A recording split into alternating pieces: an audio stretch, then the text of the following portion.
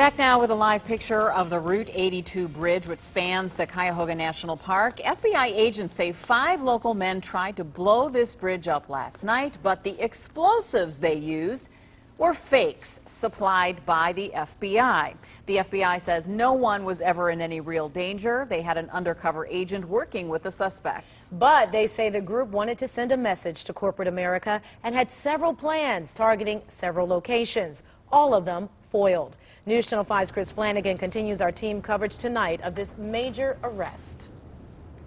Ladies, good evening. We are at downtown and Public Square in Cleveland, the heart of rush hour now in Cleveland. We spent several hours down here at Public Square gauging reaction from folks, getting their reaction of this bomb plot on the bridge. Many said they were watching News Channel 5 as we broke in with breaking news this morning. Others say they had no idea. They were working all day, had no idea that there was a bomb plot. Well, regardless if they're aware or not, many people telling us it's upsetting that something of this can happen right here in our own backyard here in Northeast Ohio.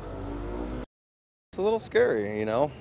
I'd like to think Cleveland's becoming a safer place, but things like that going on, you kind of begin to wonder.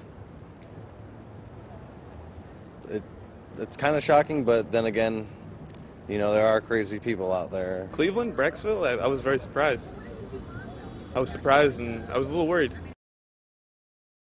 Joined now by News Channel 5's Jen Strathman. Jen, you've been working all day in this story, working your sources, working the phones. I understand you have new information on one of the suspects. We do, and documents that we uncovered link Connor Stevens, one of the suspects, to a home in Berea. And neighbors there say they're shocked by the allegations and the fact that this hits so close to home.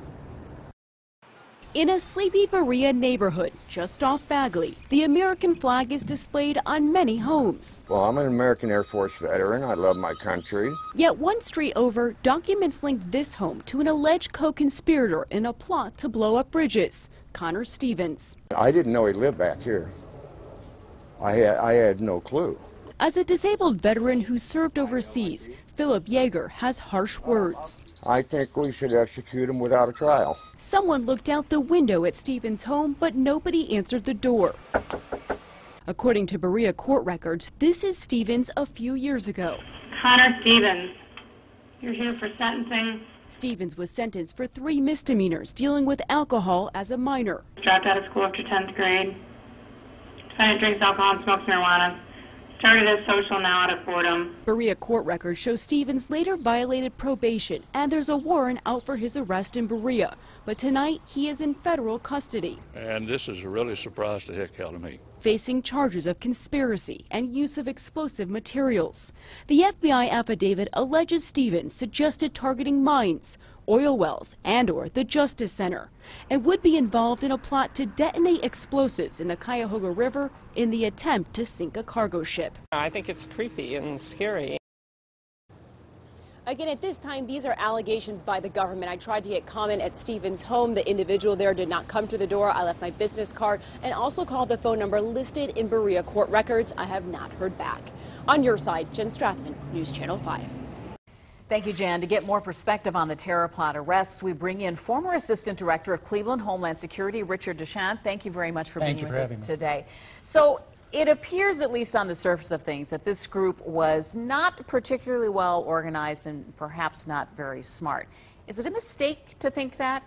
You have to be careful in assuming that, because one of the things terrorist groups, well, we're not even sure this was terrorist, but anarchist groups like this, they play on randomness. So you may think their activities were kind of scattered, but at the same time, that may have been very deliberate to throw people off the trail, that they waited till the last minute to try and pick a target. The affidavit lists a variety of potential targets. Did they really plan to hit all of them? Tough to say, but the anarchists were so scattered in their thinking. They wanted to make a statement, and they were grasping at anything and everything based on what I read in the affidavit. So the key in all of that, though, they were motivated to do something. I think what a lot of people are wondering is why this particular bridge? Hard to tell if in reading the affidavit there were obviously some other locations they were looking at. I think in this case, ease of access, and from what I read in the affidavit, there was the one approach where they felt they could get to the bridge without being discovered as to what they were doing. This undercover operation apparently began sometime last summer, and it is somewhat common for investigations like this to take a long period of time. It is, because you want to be sure of all your facts. You want to be sure you're validating where the information's coming from. Is this a hoax? Are these folks, and is this plot for real? And it's a real tribute to the FBI and other law enforcement agencies that were involved in this day of drones and high-tech investigation. This was just good, solid, shoe leather, undercover work that paid off.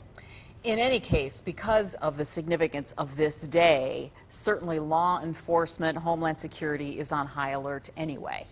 When you're in Homeland Security and law enforcement, you kind of look at the calendar every month, and there are key dates.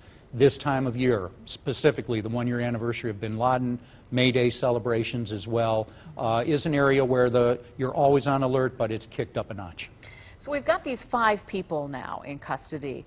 Is it your sense there could be other arrests related to this case? Oh, I'm sure that will be part of the investigation as other agencies step in. I would suspect, for example, the Secret Service will have a high interest in these 5, because if you look at the affidavit, they talked about upsetting the political conventions and maybe candidates traveling across Ohio. So I would suspect, now that they're in custody, numerous agencies are going to be looking at these gentlemen. Well, we really appreciate your time. Richard DeShond is the former Assistant Director of Cleveland Homeland Security. Thanks for talking to us about this event today. Also